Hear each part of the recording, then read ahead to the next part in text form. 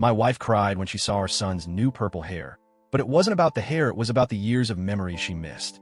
Last weekend, I, 39M, helped my son, 14M, dye his hair purple. Or, more accurately, my good friend, 40M, who actually knew what he was doing, handled most of the actual dyeing while I acted as DJ and assistant. I was the one fetching towels, queuing up my son's favorite music, and providing snacks while the transformation happened in our bathroom. It might sound silly to some people, but to me, it was one of the best afternoons I've had in years. The look on my boy's face when he saw his new hair in the mirror. Pure joy, the kind of joy you don't F. But here's the part where things get complicated. I didn't tell my wife, 38F, ahead of time that we were going to do this. That single decision, keeping her out of the loop, sparked a fight that still hasn't ended. She isn't speaking to me now, and the silence in the house is deafening. On the surface, the argument is about purple hair. But in reality, it's about so much more. It's about the kind of parent she has become, the kind of father I've had to be, and the space that has grown between all three of us. To give you the full picture, I need to rewind a bit. My wife and I married in our mid-20s. We were both career-focused, but when our son was born, we agreed I'd stay home until he started kindergarten. I was fine with that. I actually enjoyed being a stay-at-home dad. I cooked, I cleaned, I took him to the park, playdates, story hours, soccer practices. When the time came for me to return to the workforce, my wife. So here I am, 39 years old, still a stay-at-home dad. I handle everything in our household. The meals, the laundry, the grocery shopping, the yard work. Our son is a teenager now. And while part of me is proud of how independent and happy he's become, another part of me aches when I realize how little his mother is part of his day-to-day life. She works late most nights. She misses soccer games. She opts out of family road trips, saying she's too exhausted. I stopped pushing her to join us years ago because every time I asked, the answer was the same: I'm too tired, or I have to finish this project. That's why I said yes to the hair dye. It wasn't just about purple hair. It was about saying yes to my son, about grabbing the chance to make a memory together. He came to me with a grin on his face and said, "Dad, what if I dyed my hair purple?" I could have said, "Ask your mom." But the truth is, he doesn't go to her with requests anymore. He comes to me, or to my best friend, because he doesn't feel comfortable with her. That hurts me, and it should hurt her too, but she doesn't seem to see it. When my wife found out what we'd done, she didn't yell. Instead, she cried. She said we were making all of these memories without her. She said she felt excluded, like an outsider in her own family. And I couldn't stop myself from snapping back. What do you expect me to do? If we wait for you, we'll be sitting in a dark room 100% of the time. He's growing up, and life doesn't stop just because you're too tired to join in. That's when her tears turned into silence. She shut down completely, and now she barely acknowledges me when I walk into the room. Our son notices too. He asked me yesterday, "Is mom mad at me?" I told him no, but the truth is, I don't know who she's mad at anymore. Me, him, or herself. I keep wondering if I went too far. Maybe I shouldn't have said what I said, even if it's true. Maybe I should have waited for her approval, even though she's been absent from so many moments already. I honestly don't know. What I do know is that purple hair was never the real issue. The real issue is that my wife and I are living two completely different lives under the same roof, and my son is caught in the middle. When I look back on how we got here, I realize this wasn't something that happened overnight.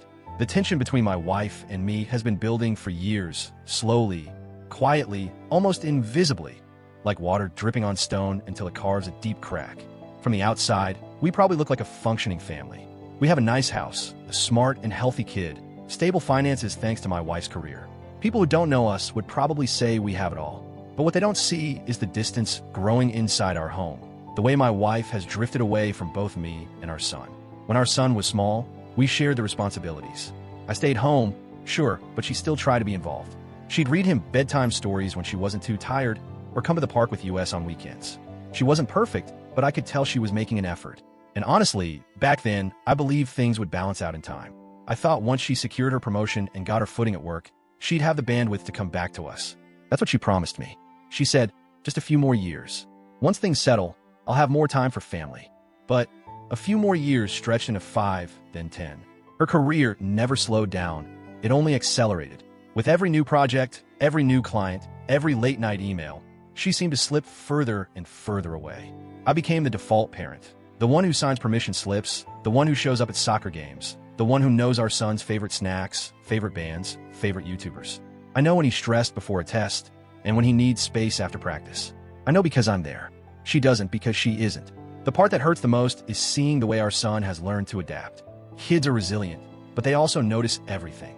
At first, he used to ask, "Is mom coming?" when we were getting ready to go somewhere. Slowly, over the years, those questions stopped. He just assumed she wasn't coming. He stopped inviting her to his soccer games. He stopped waiting for her to join our movie nights. He stopped asking her to play video games with him. I could see it in his eyes, the shift from hope to resignation. And when a child resigns himself to the idea that one parent just won't be around, that's not something you can undo easily. I'll admit, I've enabled this dynamic to some degree. I stopped asking her to come along because I got tired of hearing the excuses. I stopped suggesting family outings because 9 times out of 10, she wouldn't come. It felt pointless to keep trying. Instead, I poured myself into making sure our son didn't feel like he was missing out. We went to amusement parks, camping trips, late-night drives for milkshakes. I tried to be both parents in one, and while that filled the gap in some ways, it also widened the divide between my wife and us. The more memories I built with him, the more left out she became. And now, when she looks at the closeness between me and our son, she sees herself on the outside of it all. But what she doesn't understand is that it wasn't intentional. I didn't set out to exclude her. I set out to give our boy the kind of childhood he deserves. Childhood doesn't wait. It doesn't pause for deadlines or meetings or exhaustion. It moves forward whether you're present or not. And I didn't want him to look back years from now and remember nothing but empty weekends and missed opportunities. That's why the purple hair fight hit such a nerve. It wasn't about the hair. It was about everything it represented. The countless other times she wasn't there, the countless memories we built without her because she chose work over family. Her tears that night weren't really about the dye job. They were about the realization that she's missed out on so much already. But instead of acknowledging that truth, she turned it on me, as though I've been deliberately shutting her out. The truth is, I don't know how to bridge this gap anymore. I've tried talking to her about it. Every time. The conversation ends with frustration on her end and hopelessness on mine. She says she's tired. She says she's stressed. She says she's doing it for us, for our stability, for our future. But what good is a future if the present is crumbling? What good is money and promotions if our son barely feels like he has a mother? Sometimes I wonder if I should have drawn a harder line years ago. Maybe I should have demanded balance, demanded she step back before it was too late. Maybe if I'd insisted, we wouldn't be here now. But instead, I chose the path of least resistance. I picked up the slack, thinking I was keeping our family together. In reality, I may have just been letting it fall apart slowly, piece by piece, while distracting myself with the role of super dad. And now, as I sit here replaying the purple hair incident in my mind, I can't help but wonder if this was the moment everything finally cracked open. The day we dyed my son's hair, purple started like any other Saturday. I had woken up early, did the grocery shopping, and made us breakfast, pancakes, his favorite. We were sitting at the table when he leaned across, a mischievous grin spreading across his face, and said, "Dad, what if I dyed my hair purple?" At first, I thought he was joking. I chuckled and asked, "Purple, huh? Why purple?" He shrugged and said, "I don't know. I just think it would look cool. I'm tired of looking the same as everyone else. I want to do something different." It wasn't the first time he'd hinted at wanting to experiment with his style. He'd mentioned piercings once, and even briefly talked about shaving his head like some of his favorite YouTubers. But this time, his tone was different. He was serious, and more than that, he was excited. I paused for a second. The responsible parent voice in my head whispered, "Wait until mom approves." But another voice, louder, firmer, cut in. "If you wait, this will never happen. She'll shut it down immediately, and he'll just be disappointed again." So instead, I said, "All right, let's do it." His eyes widened. "Really? You mean it?" That smile, wide, genuine, unstoppable, was worth everything. Of course, I knew I couldn't actually dye hair without turning it into a disaster, so I called up my best friend. He's the type who's always up for anything, and thankfully, he knew what he was doing. Within an hour, he was at our house with the supplies, and we had turned our bathroom into a makeshift salon. The whole afternoon was pure chaos, in the best way possible. My son sat on a stool, grinning ear to ear while music blasted from my phone. He kept asking me to play his favorite bands while my friend applied the dye, foil by foil. I ran back and forth fetching towels, mixing bowls, gloves, snacks. At one point, we were all laughing so hard that I nearly dropped an entire bowl of purple dye on the floor. It wasn't just about the hair. It was about the moment, the laughter, the bonding, the sense that my son was being seen and heard. He wasn't just a kid being told what he couldn't do. He was a teenager being trusted to make a choice about his own identity. And I was right there with him, supporting him. When it was all done, we rinsed out the dye, dried his hair, and styled it. The look on his face when he saw himself in the mirror, God, I'll never forget it. He looked so proud, so confident, like he was stepping into a new version of himself. He kept running his hands through it, shaking his head with a smile. "This is awesome, Dad. Thank you. That's the memory I wanted to hold on to. That's the memory I thought we'd created together." But that evening, when my wife came home, the mood shifted instantly. She walked through the door, dropped her bag, and called out, "I'm home." Our son came bounding down the stairs, grinning from ear to ear, eager to show off. "Mom, look at my hair." She froze when she saw him. At first, her face was blank. Then it shifted confusion, shock, and finally anger. "What did you do?" she asked, her voice low and sharp. My son's smile faltered. "I dyed it, isn't it cool?" Her eyes darted to me. "You let him do this?" Without even asking me. The silence that followed was suffocating. My son looked between us, the pride on his face shrinking into something smaller, something fragile. I tried to keep my voice calm. He wanted to do it. I thought it was harmless. It made him happy, but she wasn't hearing it. Her face crumpled, and suddenly she was crying. She wasn't yelling. She wasn't even angry in the way I expected. She was hurt. "You two are making all these memories without me," she said through tears. "You don't even include me anymore." That's when something in me snapped. I had bitten my tongue for years, swallowed my frustration every time she missed a soccer game, every time she skipped a trip, every time she said she was too tired. But this time I couldn't. "What do you expect me to do?" I asked, my voice sharper than I intended. "If we wait for you, we'll never do anything. We'll be sitting in a dark room, waiting for you to have time, and that time never comes. He's growing up, and life doesn't stop because you're too busy." Her tears turned into silence. She walked away, shut herself in the bedroom, and that was it. Since that night, she hasn't spoken much to either of us. She eats dinner in silence, barely looks at me, barely looks at our son. And now, instead of remembering the laughter and joy of that afternoon, my son remembers the tension that followed. What was supposed to be a fun, harmless memory has turned into the latest wedge in our family. And I can't stop asking myself, did I do the right thing by saying yes? Or did I just make everything worse? The house has never felt this quiet. Silence used to be a rare thing around here. There was always laughter, music, or at the very least the sound of my son gaming upstairs, shouting into his headset with his friends. But now, the silence isn't peaceful. It's heavy. It's a silence that hums with tension, the kind that makes you second-guess every move, every word, every breath. Since the night of the purple hair, my wife has barely spoken to me. She still goes through the motions. She wakes up early, gets dressed for work, leaves with her coffee, comes home late. She eats dinner with us at the table, but she doesn't really eat with us. She stares at her plate, pushes food around with her fork, and offers no more than a clipped thanks when I set the dish in front of her. She hasn't looked me in the eye since that night. And every time I try to start a conversation, she either shuts it down with a one-word response or simply gets up and walks away. Our son notices. Of course he does. He's not a little kid anymore. He came to me a few nights ago, worry written all over his face, and asked, "Is Mom mad at me?" I wanted so badly to protect him from the truth, but I didn't know what to say. I told him, "No, she's not mad at you. She's just upset." But he isn't dumb. He sees the way she looks through him, the way she doesn't ask about his day, the way she didn't even comment on his hair after that first shocked reaction. He knows something's broken, and the worst part? He's starting to feel guilty for it. The other night, when he thought I couldn't hear him, he muttered to himself, "Maybe I shouldn't have asked to dye my hair." That broke me. This was supposed to be a moment of joy for him, a chance to express himself, to feel supported. And now he's carrying the weight of his parents' conflict on his shoulders, as though his self-expression is somehow to blame for years of distance between his mother and me. But the truth is, this fight was inevitable. The purple hair was just a match that lit a fire already waiting to burn. Years of missed games, missed trips, missed family dinners, it all led here. I had just been too afraid to admit it. I keep replaying my words to her in my head. "If we wait for you, we'll be sitting in a dark room 100% of the time." At the time, I meant it as brutal honesty, a wake-up call. But now I wonder if I pushed her too hard, too fast. Maybe I should have been gentler. Maybe I should have swallowed it down one more time for the sake of peace. Then again, how many times have I swallowed it already? How many nights have I watched our son walk off the soccer field, scanning the stands for his mom, only to pretend he didn't care when she wasn't there? How many times have I made excuses for her? She's tired, she's working, she wishes she could be here. Until even he stopped believing them. How many times did I sit alone at the dinner table with him, both of us eating quietly while she worked late yet again? The silence now feels like a punishment. Not just for me, but for both of us. And it's not just silence, it's absence. She's physically here, but emotionally, she's miles away. Sometimes I catch her looking at me with something that isn't anger, but resentment, as though I've stolen something from her. As though by being there for our son, I've taken her place instead of filling the gap she left behind. And maybe she's right.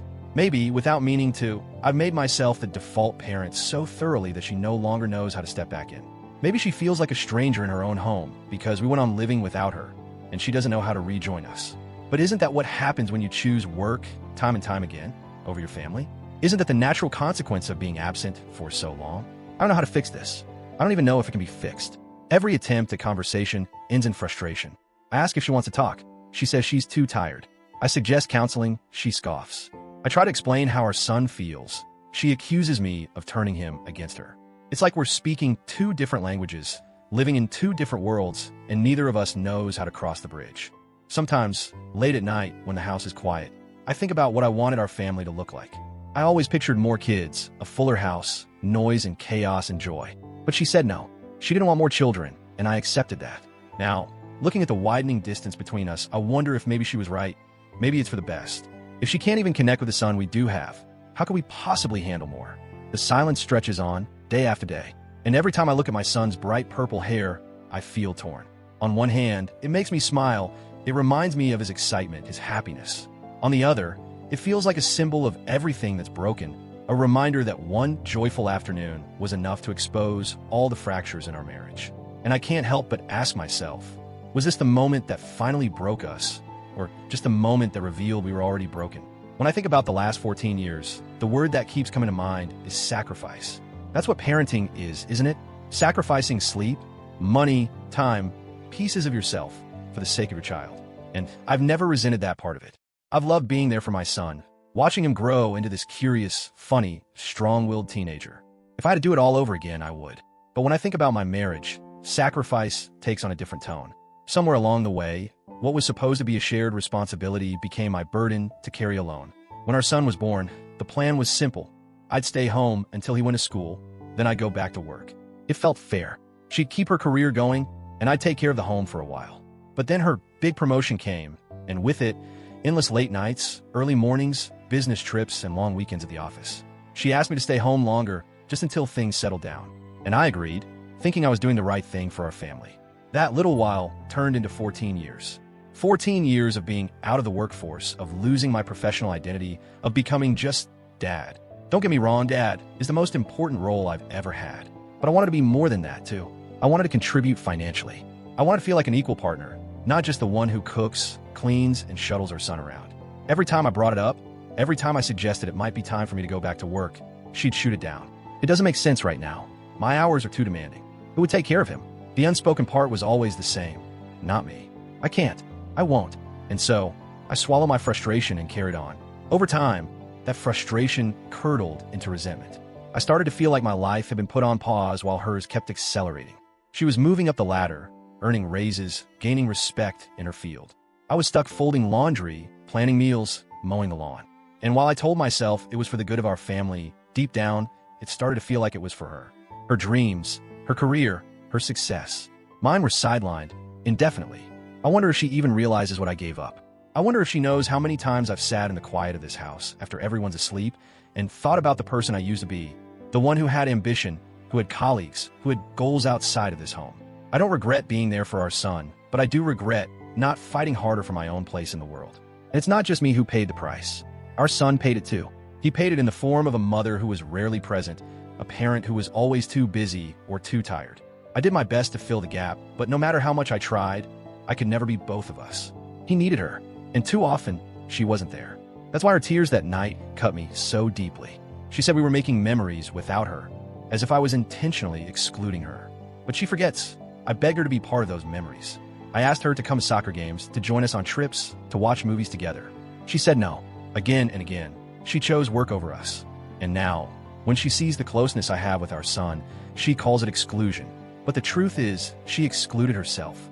Still, I can't pretend I'm blameless. Maybe I should have pushed harder. Maybe I should have demanded she slow down, forced the issue before it was too late. Instead, I let it slide. I thought I was keeping the peace, but really, I was just building a quiet wall of resentment between us. And now, that wall feels impossible to tear down. Sometimes I wonder what would have happened if we had more kids. I always wanted a bigger family, a house full of noise and chaos and love. She shut that down early on, said one child was enough. At the time, I told myself it was fine. But now, I see how alone our son is in this dynamic, how he carries the weight of our fractured relationship by himself. And I wonder if a sibling might have eased that burden, given him someone else to lean on. But I suppose it doesn't matter now. We can't go back. We can't rewrite the past 14 years. What's done is done. And so I sit here, looking at my son's purple hair, torn between pride and regret. Pride, because I was there for him in that moment. Regret, because the fallout has made him question whether it was worth it. Resentment, because the one person who should have been standing beside me all these years, his mother, my wife, chose something else entirely. Sometimes I lie awake at night and wonder if this marriage is already over, and we're just too afraid to say it out loud.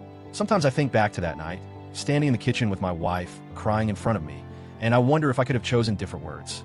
Maybe if I had softened the truth, if I had said something gentler, we wouldn't be here now, stuck in this suffocating silence, pretending we're still a family when it feels like we're just three people sharing a roof. But I didn't. I let the truth come out sharp and unfiltered, and I can't take it back. The truth was this. Our son and I have a bond she can't understand because she hasn't been around to build it. And while that bond is the thing I cherish most in this world, it's also the wedge that's driven us apart. I wanted brutal honesty to wake her up, to make her realize what she's missing before it's too late. Instead, it only seemed to push her further away. The days since then have blurred together. She leaves early, comes home late, avoids eye contact. Dinner is quiet. Even our son, who used to chatter endlessly about his day, has started retreating into himself.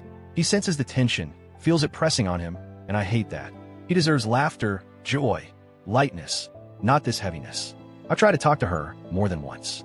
I've asked if we can sit down and really discuss what's happening. Each time, she shuts it down. She says she's too tired, or she snaps back that I'm overreacting. Once, when I suggested counseling, she laughed bitterly and said, "So now I'm the problem?" I didn't know how to respond to that. How do you fix something when the other person won't even admit it's broken? It's not just about the purple hair anymore. It never really was. It's about the years of sacrifices, the missed chances, the silence that's grown so thick it feels like another person living with us. It's about the way I've been waiting for her to choose us, to choose him, and she never has. And the more I wait, the more hopeless I feel. At night, when the house is quiet, I let myself think about the future. Our son will be 16 soon. In 2 years, he'll be old enough to drive. In 4, he'll be heading off to college or whatever path he chooses. And then what? What will be left between me and my wife when it's just the two of us here, alone in this house? Right now, I can't imagine it. Right now, it feels like we'd just be strangers passing each other in the hall. I hate that thought. I hate it because once upon a time, I loved her so much. I married her because she was my partner, my best friend, the person I wanted to build a life with. And somewhere along the way, we lost that. Or maybe she lost it, and I've been holding on to a memory that doesn't exist anymore. There's a part of me that still hopes. Hopes that one day she'll wake up, look at our son, and realize how much she's missed. That she'll see the distance, feel the weight of it, and want to close the gap. That she'll choose to be here, really be here with us. But there's another part of me, a bigger part, that fears it's already too late. And so I keep going. I keep cooking meals, driving to practices, helping with homework, making memories with my son while I still can. I pour myself into fatherhood, because at least there I know I'm making a difference. At least there I know I matter. But with her, I don't know anymore. I don't know if I matter to her at all. Sometimes, when I catch a glimpse of myself in the mirror, I wonder if I've wasted too much time. 14 years of waiting, 14 years of hoping things would change, 14 years of telling myself it was worth it for the sake of our family. And maybe it was. Maybe my son's laughter, his confidence, his purple hair, that's proof enough that my sacrifices weren't in vain. Still, I can't help but feel like I'm standing at the edge of something. Maybe it's the end of a marriage. Maybe it's just another fight we'll eventually sweep under the rug. Or maybe it's a turning point, the moment we finally face the truth and decide whether we're still in this together. I don't have the answers. All I know is that I was honest, brutally honest. And sometimes, honesty doesn't fix things. Sometimes, it just shows you how broken they already are.